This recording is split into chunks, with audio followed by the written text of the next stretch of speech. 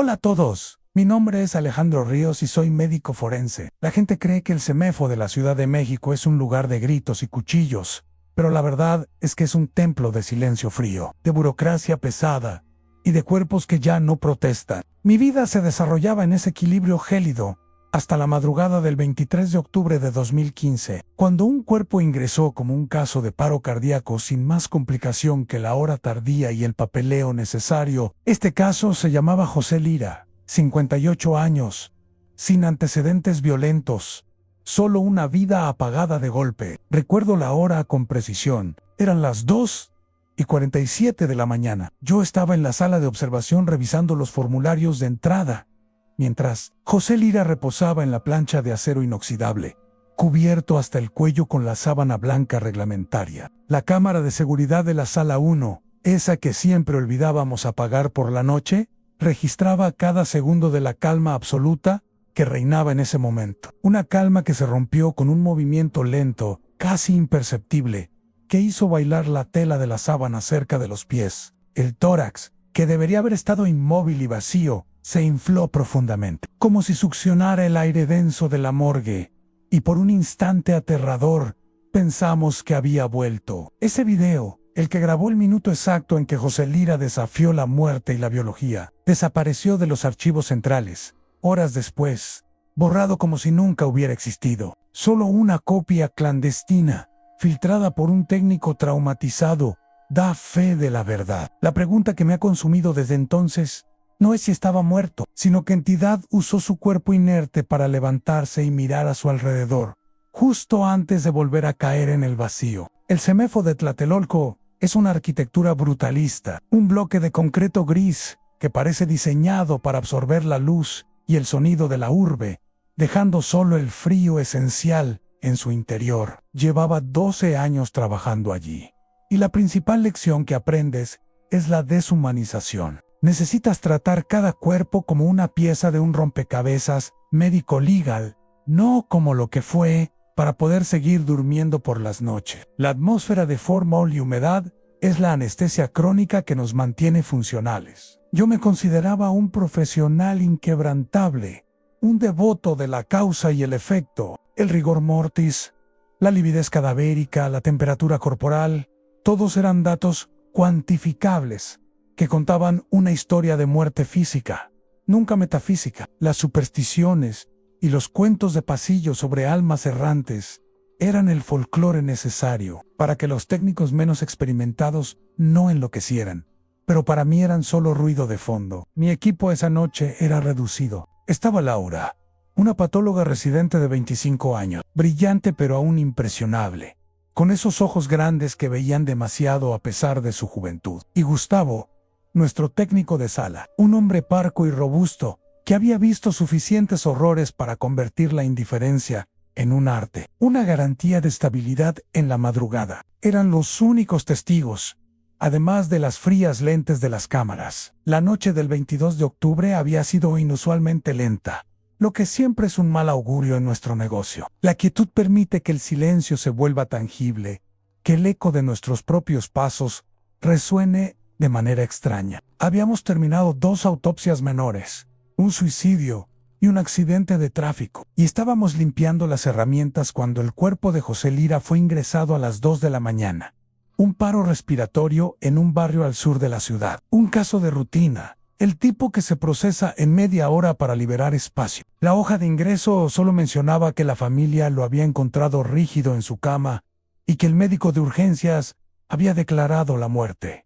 Lo deslizamos sobre la plancha. José Lira era un hombre de complexión media con bigote canoso y parecía dormir en lugar de haber muerto. Lo cubrimos con la sábana reglamentaria de un blanco deslumbrante que contrastaba grotescamente con la mesa de acero. Lo dejamos reposar en la sala 1, la de preautopsia, mientras yo preparaba los formularios y Laura calentaba el café para intentar pasar las últimas horas de la guardia. La sala de preautopsia no es un lugar que invite a la calma, pero a esa hora, con el mínimo de iluminación y el constante zumbido de los sistemas de ventilación que evitan que el olor se acumule, se siente como una prisión de mármol. Yo estaba en el monitor de pared, revisando la secuencia de imágenes de un caso anterior, Cuando Gustavo, que se había sentado a llenar las etiquetas de muestras, se aclaró la garganta de una manera que me hizo levantar la mirada. La sala 1, visible en el monitor principal, mostraba el cuerpo cubierto de José Lira, inmutable, perfectamente horizontal. «¿Qué pasa, Gustavo?», pregunté. Mi voz sonó demasiado fuerte en el silencio. «Nada, doctor, solo un calambre en la espalda», respondió, sin dejar de mirar el monitor. Laura, absorta en su tableta, ni siquiera reaccionó. Gustavo tenía la mirada fija en el ángulo inferior derecho de la pantalla, donde la sábana de José Lira terminaba. Fue en ese momento que vi el primer signo innegable de que algo estaba mal, algo que la ciencia no podía explicar ni la mente catalogar. El dedo gordo del pie derecho de José Lira se movió. Fue un movimiento de presión, como si intentara tantear el frío acero debajo de la sábana, no un temblor, sino una acción motriz. Era lento, demasiado lento, y luego se detuvo. «¿Lo que viste?», pregunté a Gustavo, sintiendo una punzada de incredulidad y miedo escéptico. «El dedo, doctor, se movió», dijo Gustavo, su voz áspera y baja. Yo negué con la cabeza, seguro de que era fatiga visual, o quizás un artefacto de la cámara de baja resolución. «Es un espasmo, Gustavo. El tejido muscular sigue respondiendo a la química», dije, usando la explicación clínica, la única herramienta que tenía contra la irracionalidad, pero el movimiento no paró. La sábana no volvió a la quietud, sino que comenzó a tensarse desde abajo. No eran solo los dedos. Un contorno más firme se dibujó en la tela, como si la planta del pie entero se estuviera extendiendo lentamente hacia el techo, estirando los tendones con una fuerza sorprendente para un cuerpo sin pulso ni presión arterial. El movimiento era pausado, como el de un autómata que recibe una instrucción compleja y la ejecuta sin prisa. Laura finalmente levantó la vista de su tableta y siguió la línea de mi mirada. Ella no dijo espasmo ni rigor. Simplemente inhaló ruidosamente, un sonido de papel rasgado en la atmósfera silenciosa. En el monitor, el pie completo se había arqueado, empujando la sábana hacia arriba en una forma de punta de ballet grotesca. Low-Fi Movers. Sentí el calor abandonando mis propias manos, y supe que estábamos presenciando algo que no encajaba en ninguna de las páginas de los libros de medicina legal. En el transcurso de los siguientes 15 segundos, la acción motriz se trasladó hacia arriba, como una ola recorriendo el cuerpo. La pierna comenzó a flexionarse sutilmente, doblando la rodilla bajo la tela, un movimiento fluido y antinatural para un hombre que llevaba horas clínicamente muerto. La articulación de la cadera giró, y la sábana, que antes cubría un perfil plano, ahora mostraba la silueta de un cuerpo que comenzaba a rotar, preparándose para ponerse de lado. Gustavo se levantó de su asiento, golpeando accidentalmente la mesa con un ruido sordo. El sonido pareció catalizar la acción del cuerpo. José Lira, o lo que fuera que habitaba en ese envoltorio, dejó de rotar y comenzó a hacer algo mucho más perturbador. Empezó a incorporarse. Vimos la sábana hundirse ligeramente donde la espalda se curvaba, luego tensarse sobre los hombros, y el bulto del torso comenzó a elevarse desde la plancha de acero. Yo me acerqué a la pantalla como un sonámbulo, mis manos temblando, buscando un interruptor de emergencia que no existía. Era imposible. El músculo cardíaco no estaba bombeando sangre. El cerebro no estaba enviando impulsos coordinados. Un cuerpo inerte es una bolsa de agua y químicos sujetos a la gravedad, no una máquina hidráulica que se levanta con propósito. Sin embargo, allí estaba, elevándose metro a metro, con la inercia pesada de un hombre muy enfermo que se esfuerza por sentarse en la cama. La sábana, ahora tensa, formaba una tienda sobre Elan. Podíamos ver la silueta de su cabeza, que se inclinaba ligeramente hacia adelante, y la forma de sus hombros. La cámara situada en el techo ofrecía una vista clara. Podría haber sido una broma macabra, un truco de óptica, si no fuera porque sabíamos que no había nadie en la sala más que el cadáver. Laura soltó un pequeño grito ahogado y se llevó una mano a la boca. El cuerpo de José Lira se sentó completamente. Estaba erguido, cubierto por el sudario blanco. Por un instante, el horror se congeló en la imagen. Un cadáver sentado en la mesa de autopsias. Pero el minuto no había terminado. Vimos la sábana moverse en el área del pecho. No era un movimiento de relajación o de caída, sino una expansión definitiva, un hinchazón perceptible que desafió la falta de aire en sus pulmones. El pecho de José Lira se infló, tomando aire que no existía, llenándose de un volumen que solo podía ser respiración. Era una inhalación lenta, profunda, el sonido de la cual solo pude imaginar. Ese momento, el momento en que un muerto pareció tomar una respiración de vida, fue la barrera final para mi racionalidad. Todo en mí gritaba que corriera, pero mis pies estaban clavados en el suelo frío. Luego, la cabeza bajo la sábana se levantó levemente. La tela se estiró en el área de lo que debían ser sus ojos. Y vi, no directamente, sino a través de la tensión de la tela, la sombra de un movimiento ocular. Y fue entonces cuando ocurrió lo verdaderamente aterrador. Lo que no pude entender hasta que revisamos el video borrado. Vimos su mano, la mano derecha, emerger lentamente de debajo de la sábana. La mano no era gris ni rígida. Parecía tensa, viva, y el dedo índice apuntó directamente a la cámara. El dedo índice, pálido y brillante bajo la luz fluorescente de la sala de autopsias, permaneció extendido hacia la lente de la cámara, por lo que pareció una eternidad. No se movía, no temblaba, no apuntaba, era un gesto de reconocimiento, de una conciencia que sabía que estaba siendo observada. En ese instante, la noción de espasmo cadavérico, de fatiga visual o de broma macabra, se desvaneció por completo. Solo quedaba el terror puro, la certeza de que algo que debería estar absolutamente muerto nos estaba mirando a través de la oscuridad. El silencio fue roto por el grito estrangulado de Laura, un sonido agudo que rebotó en el acero y el mármol. Justo cuando ese sonido se extinguió, el milagro oscuro se deshizo. El dedo se dobló, la mano se retiró bajo la sábana con una rapidez sorprendente y el cuerpo entero de José Lira colapsó sobre la plancha. El golpe fue seco, pesado, como un saco de arena lanzado desde poca altura, y el aire robado de su pecho salió disparado de los pulmones inertes, con un sonido de tela arrugada y un suspiro ahogado. Un sonido final que imitaba la respiración de un moribundo.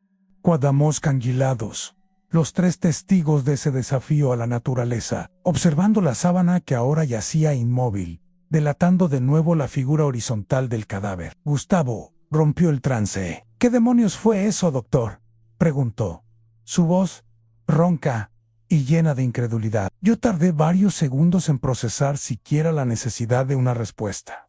La formación médica, el entrenamiento de años, finalmente se impuso sobre el pánico reptiliano. Teníamos que confirmar el estado del cuerpo, teníamos que descartar cualquier posibilidad, aunque fuera absurda, de que el hombre hubiera revivido. Entramos en la sala, caminando con la cautela que se reserva para cruzar un campo minado.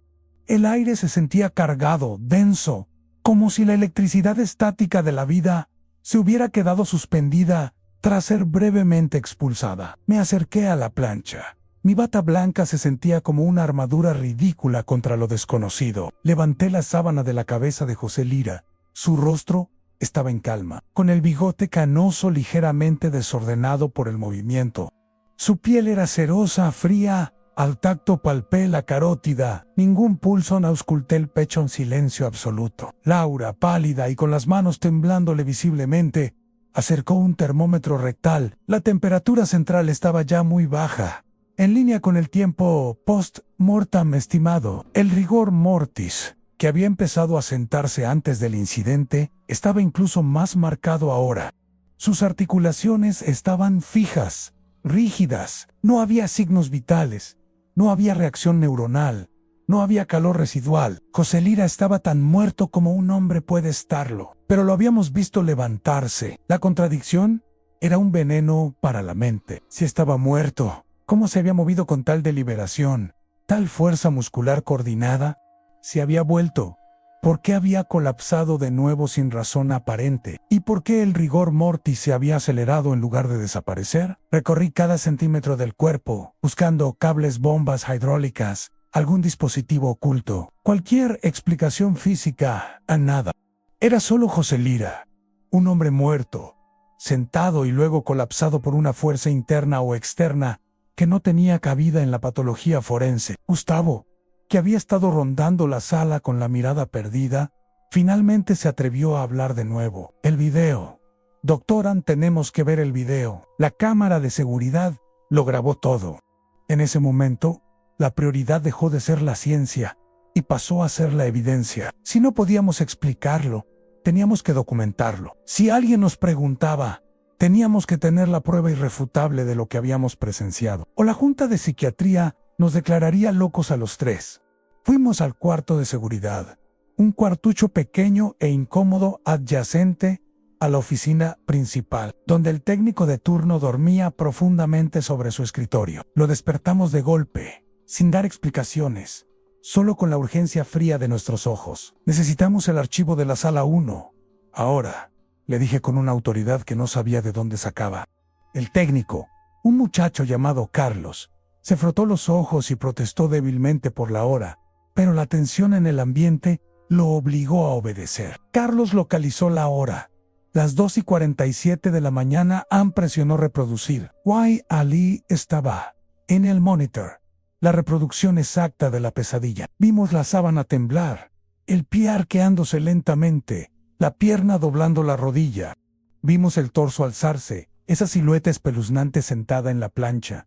Laura sollozó en voz baja a mi lado. Gustavo cerró los ojos y se cubrió el rostro con las manos. Cuando llegó el momento de la respiración, la cámara captó la expansión del pecho bajo la tela con una claridad brutal. Luego, la mano emergió, el dedo apuntando. En la grabación de alta definición, noté algo que mi mente, en el frenesí del momento, había filtrado. Justo cuando el dedo apuntaba la lente, y un instante antes de que el cuerpo colapsara, la sombra bajo la sábana se movió. Los ojos de José Lira se abrieron. No fue un parpadeo, fue una apertura completa, lenta, de ojos sin vida, pero con una intención clara. Miró a la cámara, a nosotros, a través de la tela, y esa mirada duró menos de un segundo. Luego, los párpados se cerraron con un suspiro visible, como si el esfuerzo de ese último vistazo hubiera sido el final de su energía, y el cuerpo cayó. La imagen del colapso fue violenta y final. La piel de gallina me recorrió la espalda. No había sido solo un espasmo muscular. Había habido conciencia, un acto de voluntad, un último vistazo. Carlos, el técnico, que había estado observando la escena con la boca abierta, tartamudeó. Borramos esto, doctor. Nadie puede ver esto. Laura y Gustavo asintieron con urgencia. El pánico por la reputación se mezcló con el miedo. Yo negué con la cabeza. No, Carlos. Esto es evidencia. Necesitamos hacer una copia de seguridad inmediatamente. Tienes que pasarlo a un disco duro externo. Carlos tecleó frenéticamente para aislar el clip de 1 minuto de duración. El momento entre las 2:47 y las 2:48, mientras el archivo se copiaba, sentí un escalofrío que no era del aire acondicionado. Miré la pantalla donde el archivo original residía en la base de datos central. Y entonces la pantalla parpadeó. Un error de código apareció brevemente. Una secuencia de números que Carlos maldijo en voz baja. Y el archivo original que contenía la grabación de la sala 1 para ese minuto, exacto, simplemente desapareció del sistema.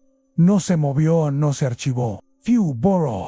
El único fragmento que sobrevivió fue la copia que Carlos acababa de terminar de transferir a un pequeño USB. Miré el reloj. 3:05 de la mañana. La evidencia se había esfumado, como si una mano invisible hubiera extendido su dedo digital para borrar el rastro de la resurrección no solicitada. El silencio que siguió al borrado fue más opresivo que el propio evento. Carlos, el técnico, tenía los ojos desorbitados mirando el disco duro que contenía la única prueba de lo que había ocurrido. Era un pequeño USB de plástico negro e insignificant, que de pronto se había convertido en el objeto más importante y peligroso de todo el CMFONC. Ese minuto de video desaparecía. Nosotros seríamos simplemente 3 locos contando una historia de fantasmas en la morgue. Tomé el USB de la mano temblorosa de Carlos. Mañana a primera hora lo pasaré a mi caja fuerte, dije. Mi voz aún resonaba con la autoridad necesaria para mantener la compostura. Nadie debe saber de esto. Ninguno de ustedes debe hablar. Laura y Gustavo asintieron. sus rostros reflejando el mismo pacto de silencio forzoso. Entendíamos las implicaciones. Si el video salía a la luz pública, se desataría el caos, la burla, y nuestra credibilidad profesional sería destrozada. Si hablábamos internamente sin el video, sería igual. Estábamos atrapados en una verdad inconfesable. Necesitábamos terminar el proceso legal. Volvimos a la sala de autopsias, con la luz del amanecer filtrándose débilmente por las ventanas altas. El cuerpo de José Lira ya no daba miedo, sino una profunda inquietud, como si fuera un objeto contaminado. Realicé la autopsia con una precisión mecánica, como si pudiera encontrar la respuesta en sus órganos dañados o en sus tejidos. Busqué cualquier señal de actividad reciente, cualquier trauma interno que pudiera haber provocado una especie de reflejo neurológico violento. El diagnóstico preliminar se mantuvo: paro cardíaco masivo, infarto fulminante. No había toxinas, no había trauma cerebral, no había evidencia de estimulación eléctrica externa. El cuerpo de José Lira era un libro abierto de muerte natural, excepto por el capítulo que habíamos visto con nuestros propios ojos. Documenté cada incisión, cada peso, cada medición, con la esperanza de que los datos fríos pudieran desmentir la realidad caliente que habíamos presenciado. Mientras extraía muestras de tejido para toxicología, noté algo sutilmente anormal en la piel de su espalda, justo donde la espina dorsal se había arqueado. Había una leve decoloración, una mancha de lividez cadavérica que debería ser uniforme, pero que en ese punto presentaba un patrón extraño, como si los vasos sanguíneos hubieran estallado en una formación irregular, casi como una huella. Era mínima, casi invisible, pero la fotografié. Se parecía a la marca que dejaría un contacto muy fuerte, como si una presión interna lo hubiera empujado hacia arriba. Terminamos a las 7 de la mañana. Entregamos el informe preliminar, sellado y firmado, a los oficiales de policía que esperaban. Caso cerrado. Muerte natural. El papeleo funcionaba como un muro de contención contra el horror. Antes de salir, escondí el USB en el bolsillo secreto de mi maletín, sintiendo su peso como si llevara una bomba. Le di instrucciones a Laura y Gustavo de mantener la boca cerrada y de tomarse el resto del día libre. Necesitábamos distancia, un respiro para que la mente pudiera procesar, o, mejor aún, enterrar lo que había visto. El resto del día fue una neblina de ansiedad. Me encerré en mi oficina, que era prueba de sonido y luz, y reproduje el video en mi computadora personal usando auriculares. Quería aislar el audio. El video era tan claro como antes, pero el sonido añadido por los auriculares era aún más escalofriante. Se podía escuchar el chirrido bajo y sordo del acero cuando el cuerpo comenzaba a arrastrarse, el roce áspero de la sábana al tensarse, y luego, ese sonido final de exhalación, un suspiro húmedo y grave. No era el ruido de un espasmo, era el sonido de la liberación de aire, pero una presión que solo una contracción diafragmática violenta y consciente podría provocar. Me detuve en el fotograma exacto donde los ojos de José Lira se abrían bajo la tela. Amplié la imagen con zoom digital. La calidad no era perfecta, pero era suficiente. Los ojos estaban hundidos, el iris dilatado y sin brillo, pero no había duda de la mirada. Una mirada de profunda tristeza o de reconocimiento vacío. ¿A quién miraba? ¿A la cámara? ¿A nosotros? ¿O miraba a algo más que solo nosotros podíamos sentir en la habitación? Pasé la tarde investigando, buscando en los archivos médicos cualquier caso similar de movimiento post-mortem prolongado, incluso buscando en los anales del folclore y la casuística de casos extraños. La literatura médica estaba llena de espasmos, sí, de reflejos nerviosos de segundos de duración, pero nada que se acercara a un minuto de movimiento deliberado, sentado, respirando y señalando. A nada en el caso de José Lira no era una anomalía, era una imposibilidad. Decidí que tenía que contactar a un colega de confianza, el doctor Daniel Velasco, un neurólogo forense retirado que tenía una mente brillante y, más importante, una disposición a considerar lo inexplicable. Daniel había lidiado con casos de catalepsia y fenómenos parapsicológicos que la policía había desestimado. Lo llamé a su casa, evitando el teléfono de la oficina. Daniel, le dije, necesito que veas algo. Es una grabación. Algo que ocurrió anoche no es médico legal, es algo más a Daniel. Con su calma habitual, aceptó verme en su estudio esa noche, cerca de la medianoche. Le dije que era un asunto de la máxima discreción, que no podía ni siquiera nombrarlo por teléfono. Al caer la noche, la presión de mantener el secreto me estaba aplastando. Sentía que había profanado algo sagrado y que ahora me perseguía. Salí del CEMEFO, asegurando el USB en mi cuello, colgado de una cadena de plata bajo la camisa. La Ciudad de México, con su bullicio y su indiferencia, parecía ajena al horror contenido en ese pequeño dispositivo. Llegué al estudio de Daniel. Era una habitación pequeña, llena de libros antiguos y un olor a tabaco y papel viejo.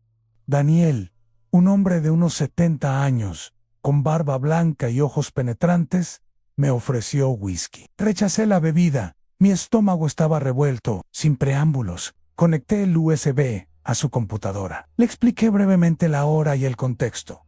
El paro cardíaco de José Lira. El tiempo post-mortem. Luego, presioné reproducir. Daniel observó la pantalla en silencio total.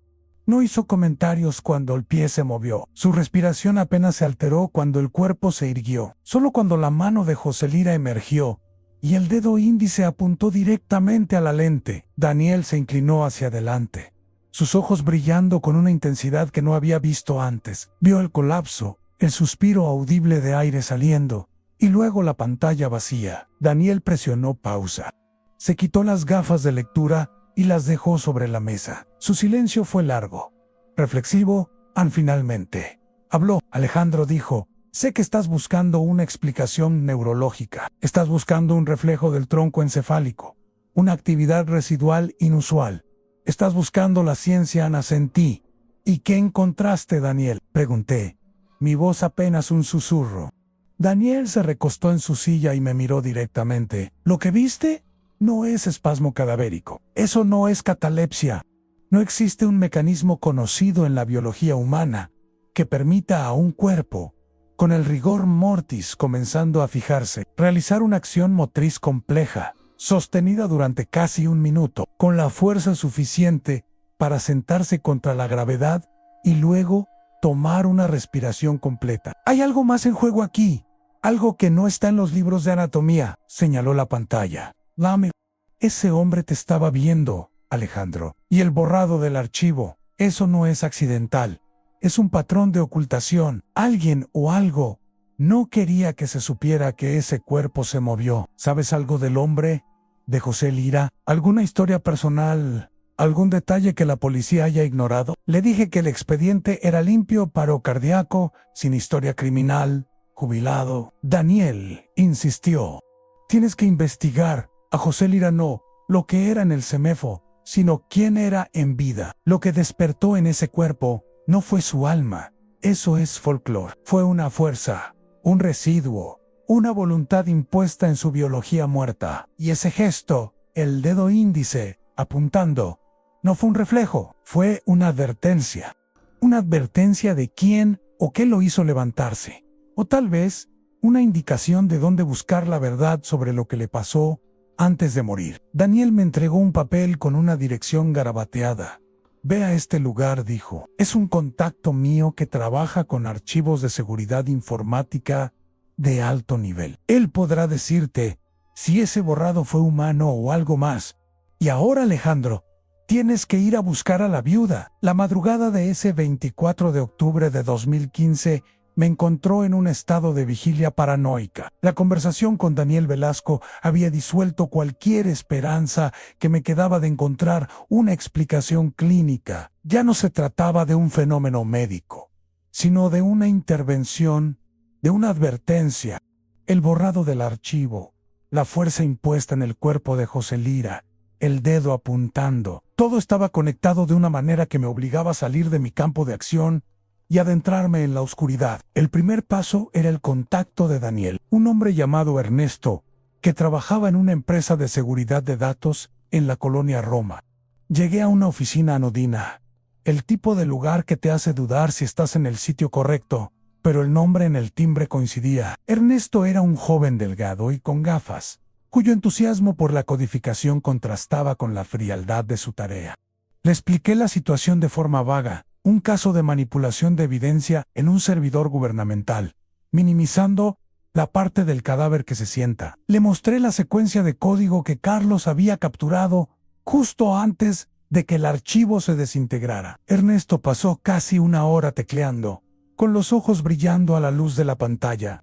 Finalmente, se recostó y me miró con una expresión de asombro. Doctor, esto no es un borrado manual, ni un script automatizado, dijo, moviendo las manos con nerviosismo. La firma de eliminación en los metadatos es de nivel 4, casi indetectable, como si el sistema hubiera sido convencido de que la información era un error de hardware. Pero el código de error que viste, el que precedió a la eliminación, no is estándar, is on fantasma. Le pedí que me explicara. Ernesto se rascó la cabeza. Es como si el sistema de seguridad de los archivos centrales hubiera sido engañado.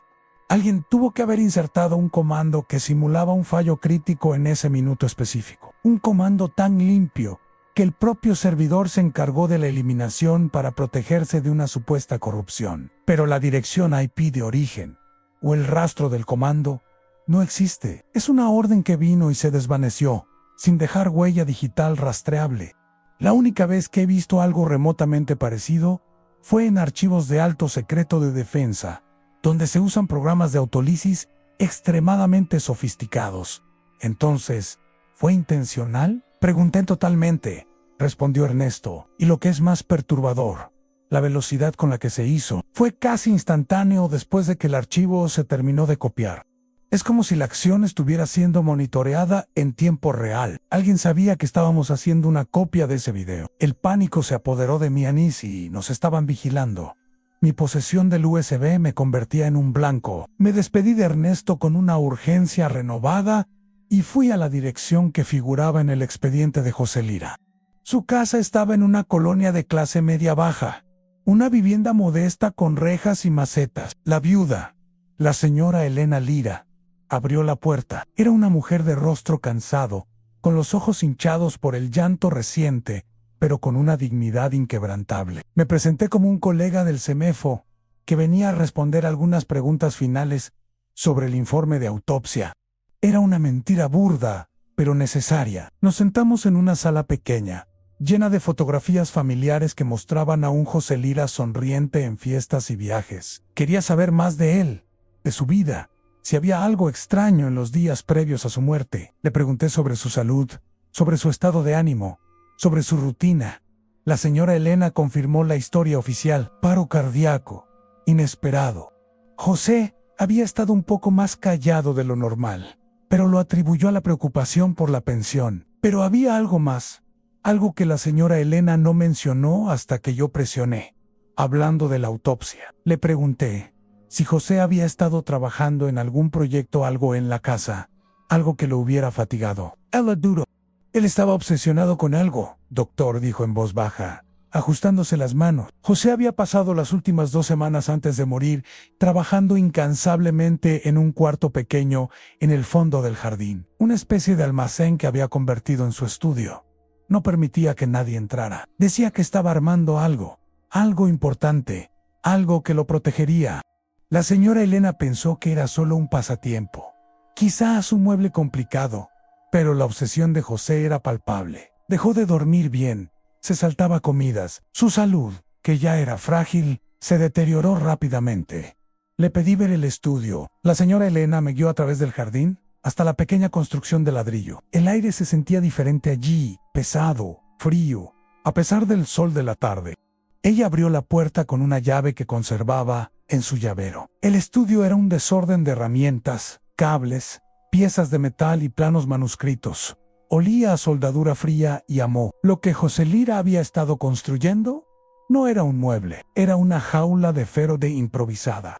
En el centro de la habitación había una estructura de cobre, una malla rudimentaria pero funcional que cubría lo que parecía ser una vieja caja fuerte. Cables de tierra salían de la malla, conectados a varillas enterradas en la tierra. Estaba tratando de aislar algo o de proteger algo de influencias externas. Me acerqué a la mesa de trabajo. Había varios cuadernos abiertos, llenos de la caligrafía nerviosa de José A. No eran notas técnicas, eran diarios de paranoia, leyendas sobre frecuencias, ondas, la capacidad de las máquinas para imitar la vida. Pero una página en particular me detuvo en seco. Tenía un dibujo esquemático y al pie una frase: en el cuerpo es solo un receptor. Si cortas la señal, se apaga. La señora Elena, al ver mi interés, señaló la caja fuerte, cubierta por la malla de cobre. Dijo que José nunca la abría cuando ella estaba cerca. El día que murió, estaba aquí, encerrado, trabajando hasta muy tarde. Me preguntó si creía que su trabajo en el estudio había contribuido a su infarto. Yo le dije que la tensión nerviosa siempre afecta al corazón, pero la verdad es que la jaula de Faraday y las notas me gritaban otra cosa. José Lira no murió por causas naturales, murió intentando protegerse de algo. La caja fuerte era de un modelo viejo, pesado. Le pregunté a la señora Elena si sabía la combinación. Negó con la cabeza. José se la había llevado con él. Pero en el bolsillo del pantalón que me entregaron en el CEMEFO, recordé, había una pequeña hoja de papel arrugada. La había dejado en mi chaqueta. Le dije a la señora Elena que volvería al día siguiente con el informe final. Conduje de vuelta a mi apartamento, la oscuridad cerrándose a mi alrededor. La Ciudad de México y ese mall indiferente ahora me parecía un nido de secretos. Al llegar, fui directo a mi chaqueta y recuperé la nota. Era un trozo de papel de libreta, y en él 5 números garabateados. La posible combinación no podía esperar hasta la mañana. El borrado del archivo, la vigilancia en tiempo real, la jaula de Faraday. Tenía que saber qué había dentro de esa caja. Tenía que descubrir la verdad que José Lira había muerto intentando proteger. Me equipé con linterna, un par de guantes y una ganzúa de emergencia que guardaba para casos especiales. Regresé a la casa de José Lira cerca de la medianoche en el barrio. Dormía, la casa estaba oscura y silenciosa. Entré por la puerta trasera, usando la excusa de ser un familiar para el vigilante del callejón, y me dirigí al estudio en el jardín. La malla de cobre brillaba extrañamente bajo la luz de la luna. Mis manos sudaban. Inserté la llave en la cerradura de la puerta del estudio y entré. El olor a metal y a miedo era abrumador. Me acerqué a la caja fuerte. Era grande, de acero sólido. Introduje la combinación de 5 dígitos lentamente, haciendo girar el dial, prestando atención al clic sutil de los pasadores. 1, 2, 3, 4. Cuando marqué el 5.º número, el dial se detuvo con un sonido de metal frotándose. La palanca de la caja fuerte estaba rígida. Empujé la palanca con toda mi fuerza. Se movió con un gruñido metálico. La puerta de acero se abrió lentamente. La luz de mi linterna inundó el interior. No había oro ni dinero. Había un objeto envuelto en una tela negra gruesa. Lo tomé con cuidado. El objeto era frío y pesado. Cuando desdoblé la tela, revelé lo que José Lira había pasado sus últimos días protegiendo a Ann. Un dispositivo electrónico muy viejo, una especie de grabadora de carrete o quizás un receptor de radio antiguo, pero modificado con cables modernos y una antena parabólica diminuta. Estaba encendido. De una pequeña bocina en la esquina salía un sonido de estática, un silbido bajo y constante. Justo cuando estaba examinando el dispositivo, la estática en la bocina se intensificó. El silbido se volvió un tono más alto, más molesto, como una interferencia acercándose rápidamente. La luz en el dispositivo parpadeó, y el aire en el estudio se sintió helado. Gayer Micabeta, alarmado por el cambio de atmósfera. En el umbral de la puerta abierta, un hombre alto, vestido completamente de negro, que no había estado allí un segundo antes, me observaba. Su rostro estaba completamente en la sombra, pero sus ojos brillaban con un reflejo frío y duro, y en su mano llevaba un objeto que reflejaba la luz de la luna, una pistola con silenciador. Me había encontrado. El silbido agudo de la estática en el dispositivo y la presencia silenciosa del hombre en la puerta convergieron en un segundo de pánico absoluto. La pistola con silenciador, apuntando directamente a mi pecho, era una confirmación brutal de la vigilancia que Ernesto había detectado. No fue solo el archivo, me di cuenta, sino toda la vida de José Lira. Este hombre, o la organización que representaba, estaba detrás de la muerte y el encubrimiento. Deja eso. dijo el hombre con una voz plana y sin inflexión, casi robótica. Era un español neutro, sin acento identificable, lo que lo hacía aún más siniestro. Solté el dispositivo en la mesa, levantando las manos. El hombre de negro entró en el estudio, moviéndose con una eficiencia que gritaba entrenamiento militar. Cerró la puerta tras de sí con el pie, sumergiéndonos en la penumbra, solo rota por el haz de mi linterna que había caído al suelo. ¿Quién eres?, pregunté, intentando que mi voz no temblara. Él ignoró la pregunta y fue directamente al dispositivo. Lo examinó, pasando su mano enguantada sobre la carcasa metálica y la antena. Esto no es tuyo, Dr. Ríos. Esto pertenece a la organización. No debiste haber venido aquí. No debiste haber sacado el cuerpo del protocolo. La mención de mi nombre y mi profesión fue un golpe. Sabían exactamente quién era y lo que había hecho en el CEMEFO. Sabían del USB. Sabían de Laura y Gustavo. Sabían de Daniel Velasco. Era una red que cubría la ciudad, extendiéndose hasta las áreas más secretas de la información. ¿Qué querían de José Lira?, insistí, aprovechando el momento en que su atención estaba en la máquina. El hombre levantó la mirada y me examinó. Sus ojos, ahora visibles a la luz reflejada, eran de un gris claro, fríos y desprovistos de emoción. José Lira era un problema de interferencia. Ansebo nada más explicó que José Lira había sido un ingeniero en telecomunicaciones, un hombre brillante que había trabajado para una entidad gubernamental dedicada a la investigación de ondas de frecuencia ultra baja, el tipo de ondas que se usan para la comunicación submarina o para la experimentación de largo alcance.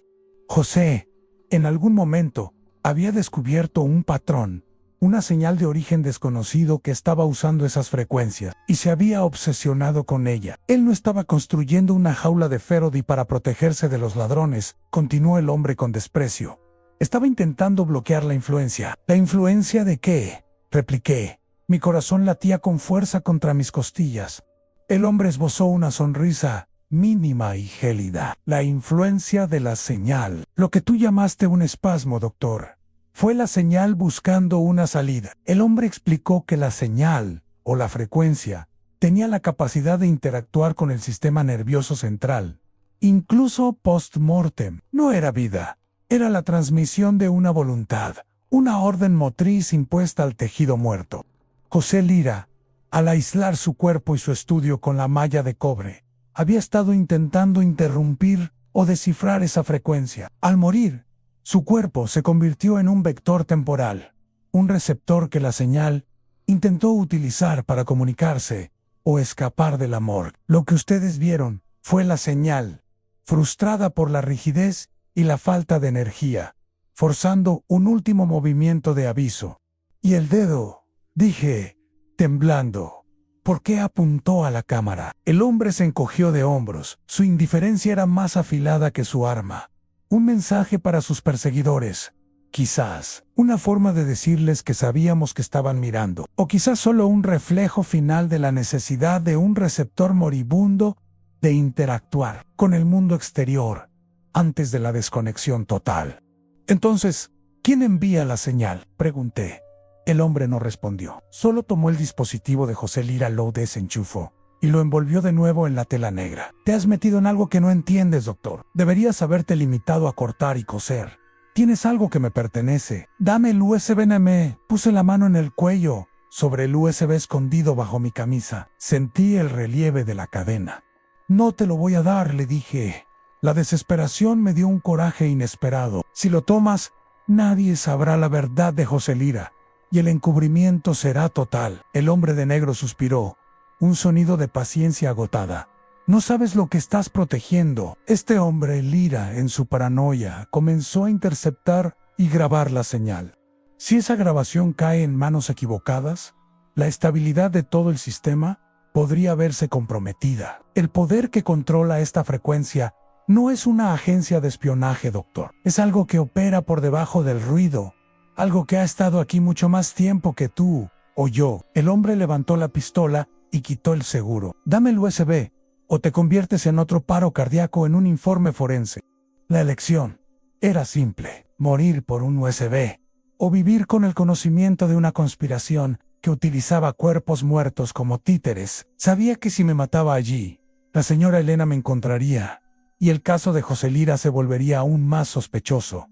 Pensé rápidamente en el borrado, fue instantáneo. La vigilancia era en tiempo real. Si le entregaba el USB, nos borraría de la faz de la tierra. Pero si me negaba, moriría allí mismo. Retrocedí un paso. El hombre se movió. Su atención se centró en la toma del USB. Me abalancé sobre él, en un movimiento desesperado, no para Peller, sino para desviar su puntería y alcanzar la puerta. El arma se disparó. El silenciador hizo un sonido húmedo, como un golpe de martillo en un melón. El impacto no me alcanzó, sino que dio en la pared de ladrillo justo al lado de mi cabeza, levantando polvo y escombros. La explosión, a pesar de estar silenciada, era ensordecedora en la habitación pequeña. Tropecé, cayendo hacia adelante sobre la mesa de trabajo. Mi mano encontró una herramienta pesada, un martillo de soldador. Sin pensarlo dos veces, lo lancé con todas mis fuerzas. El martillo impactó al hombre de negro en el hombro, un golpe seco que le hizo soltar un gruñido. El dispositivo que había estado sosteniendo, el receptor de José Lira, cayó al suelo, con un golpe que rompió su carcasa antigua. En el momento en que la máquina se estrelló, la estática se interrumpió abruptamente. El silencio que siguió fue total, un vacío que parecía absorber toda la luz y el sonido. El hombre se agachó para recuperar su arma, y aproveché la oportunidad. Me lancé hacia la puerta, abriéndola con el hombro y saliendo al jardín, corriendo hacia la casa. Escuché sus pasos rápidos detrás de mí. Sabía que no podía correr más rápido que él, pero necesitaba ganar un par de segundos. Al llegar a la esquina de la casa, me deslicé en las sombras, escondiéndome detrás de un enorme arbusto de bugambilias. El hombre pasó corriendo. Su silueta negra se recortaba contra la luz de la luna, y se dirigió hacia la salida. Había asumido que yo había huido de la propiedad. Esperé hasta que sus pasos se desvanecieron. Salí del arbusto, mi cuerpo temblando por la adrenalina. Tenía que volver al estudio. El dispositivo de José Lira, la grabadora de la señal, estaba roto, pero tal vez el carrete interno. La cinta que contenía la información estaba intacta. Regresé al estudio con cautela. La puerta seguía abierta. La luz de mi linterna reveló el daño. El dispositivo estaba destrozado, pero una pequeña bobina de cinta magnética, en carit de minuto, había salido despedida y estaba rodando por el suelo. La recogí, estaba intacta, la evidencia que José Lira había intentado proteger. Salí de la propiedad, sintiéndome observado a cada paso. Regresé a mi auto y conduje de vuelta al CEMEFO, el único lugar que, irónicamente, se sentía seguro en la noche. Tenía la grabación visual de la resurrección, el USB, y ahora la grabación de audio. La cinta que supuestamente contenía la señal que utilizaba los cuerpos muertos como receptores. Al llegar a mi oficina en la morgue, me encerré. Tenía que escuchar la cinta. El dispositivo roto era solo un receptor y una grabadora. Necesitaba un reproductor de carrete antiguo. Hice una llamada a Daniel Velasco, despertándolo de golpe. Le dije que tenía la grabación y que necesitábamos un reproductor urgentemente. Daniel me dijo que tenía uno en su estudio, un equipo viejo que usaba para sus investigaciones paranormales. Ven ahora, me ordenó. Una hora después, estábamos de vuelta en el estudio de Daniel. Colocamos la bobina de cinta en el reproductor. La aguja se asentó y Daniel presionó reproducir. En lugar de estática, un sonido espeluznante llenó la habitación. No era voz humana, ni música. Era tono pulsante, constante, una vibración baja que parecía resonar en los huesos, no en los oídos. Y debajo de ese tono, la señal de interferencia. Pero había algo más entre los pulsos de baja frecuencia. Escuchamos un patrón rítmico como un código, que se repetía sin cesar. Y luego sobre el fondo de las pulsaciones, una voz, no una voz humana normal. Era una voz metálica, filtrada, que susurraba, repitiendo una única palabra, la palabra que Daniel había mencionado antes al receptor. El mensaje se repetía, una y otra vez, a través de la interferencia receptor, al receptor, al receptor. Y luego, la voz cambió, se hizo más clara, más definida, y dijo algo más. algo que me hizo palidecer. La voz, ahora con un timbre indistinguible, dijo mi nombre. El aire en el estudio de Daniel Velasco se congeló. La voz en la cinta, la voz metálica y filtrada que pulsaba bajo el zumbido de la señal. Dijo mi nombre con una claridad inconfundible. Al Alejandro no fue una invocación, sino una declaración, un registro. El sonido se repitió 3 veces, grave y hueco, antes de volver al patrón rítmico de receptor, an receptor, an receptor. Apagué el reproductor de carrete de golpe. El clic del botón resonó en la habitación. Mi respiración era superficial. Mi cuerpo estaba empapado en sudor frío. Daniel, que había permanecido en un silencio de asombro, me miró con una expresión de profunda alarma. ¿Escuchaste eso? Daniel, dije mi nombre. La voz de la cinta dijo mi nombre. Daniel asintió lentamente, sus ojos grises fijos en la pequeña bobina de cinta. No hay forma de que esa voz te conozca, Alejandro. Esa grabación es anterior a la muerte de Lira. Él la hizo mientras captaba la señal. Pero la voz, en la frecuencia, la voz sabe de ti. Daniel teorizó que la frecuencia no era solo una onda de radio. Era una inteligencia, un sistema que monitoreaba activamente a aquellos que se acercaban demasiado a su influencia. José Lira se había convertido en un objetivo, y yo, al manipular su cuerpo, al robar el video y al llevarme la grabadora, me había convertido en el nuevo foco de la señal. El hombre de negro no solo estaba buscando un USB, estaba siguiendo el rastro de la interferencia. La cinta magnética era la prueba. Contenía la frecuencia subyacente que había forzado el movimiento del cadáver en el semáforo, la respiración forzada. El acto de sentarse, el dedo señalando, eran solo manifestaciones físicas de esta voluntad externa, una especie de control remoto biológico. Sabía que no podía volver al semáforo. Si el hombre de negro o sus superiores creían que yo tenía esa cinta, me encontrarían y me silenciarían. Daniel, con una calma espeluznante, me dijo que tenía que desaparecer, al menos por un tiempo. Pero antes, teníamos que destruir la evidencia que pudiera ponernos en peligro y difundir la verdad de una manera segura.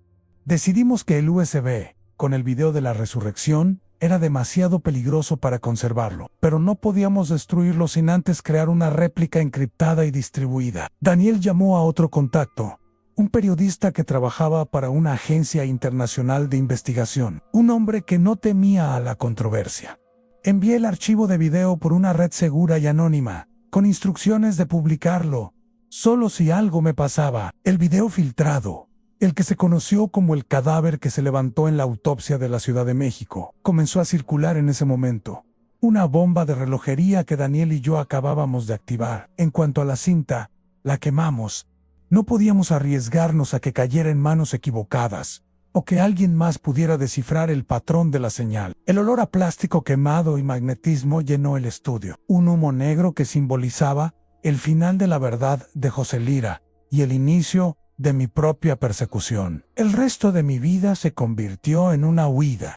Renuncié al semáforo con una llamada telefónica, alegando problemas de salud graves, y desaparecí. Dejé la Ciudad de México esa misma noche, conduciendo hacia el norte, hacia el desierto, buscando la quietud que la frecuencia parecía odiar. Laura y Gustavo, mis colegas, fueron interrogados. La versión oficial fue que habían experimentado un episodio de estrés laboral severo. Ambos negaron haber visto nada, asustados por el borrado y la presión interna. Daniel Velasco, fiel a su palabra, también se mantuvo en silencio. El video de la morgue se hizo viral. Se desató el caos mediático, con miles de teorías. La medicina forense emitió comunicados negando la autenticidad, alegando manipulación digital y espasmos cadavéricos exagerados. Pero la gente sabía lo que veía. Un cuerpo que se sentaba, que respiraba, que miraba. Yo sabía la verdad. El cuerpo de José Lira no era una pieza de un rompecabezas médico, era un receptor, un dispositivo biológico que la señal había intentado utilizar. Y la voz en la cinta, la que dijo mi nombre, fue el reconocimiento de un nuevo receptor en la mira. Han pasado años desde aquella noche. Vivo en un pueblo remoto, sin televisión ni radio, rodeado de desierto y silencio. Nunca he usado mi verdadero nombre, Ni he contactado a nadie. Reconstruí mi vida con la paranoia como único compañero. Cada noche reviso mis defensas en un pequeño estudio que he cubierto con una malla de cobre, como la de José Lira. Un intento desesperado por protegerme de lo que no puedo ver. A veces, cuando la noche es muy profunda y el silencio se vuelve demasiado ruidoso, creo escuchar el zumbido, la pulsación baja de la frecuencia que José Lira descubrió. No is audible. Es una sensación, una vibración en la base del cráneo, una invitación. Sé que me están buscando, sé que están esperando el momento de mi debilidad, el instante en que mi cuerpo baje la guardia, como hizo José Lira. La medicina forense me enseñó que la muerte es el final de la conciencia, pero lo que vi esa noche me enseñó que la conciencia no es necesariamente humana y que lo inerte puede ser manipulado. Me aterroriza la idea de que, si un día encuentran mi cuerpo y estoy muerto, la señal me use, que me levante de la plancha, que mi cuerpo se siente, que mire a los forenses y con mi dedo frío apunte a la cámara, listo para dar mi propia advertencia final. Y lo que más temo es que el último sonido que salga de mis labios sea esa voz metálica y filtrada, diciendo mi nombre una vez más, como la bienvenida a la eternidad del control. Esta fue otra historia impactante de nuestro canal Relatos Prohibidos. La vida nos enseña que a veces la verdad se esconde en los lugares más oscuros, y que incluso el miedo puede revelar una lección. Cada relato que escuchas aquí está inspirado en hechos reales, en experiencias de personas que vivieron lo inexplicable y encontraron fuerza en medio del terror. Si esta historia te estremeció o te hizo reflexionar, cuéntanos en los comentarios, ¿qué habrías hecho tú en esta situación? Tu opinión nos importa. No olvides suscribirte y activar la campanita para no perderte nuestros próximos videos llenos de misterio, suspense y emociones intensas. Cada semana te esperamos con nuevas historias de secretos, traiciones, desapariciones y verdades que el tiempo intentó ocultar. Comparte este video con alguien que disfrute de los enigmas de la vida. Y recuerda, no todas las puertas deberían abrirse, pero algunas revelan lo que más necesitamos ver. Hasta el próximo video, si te atreves a escucharlo.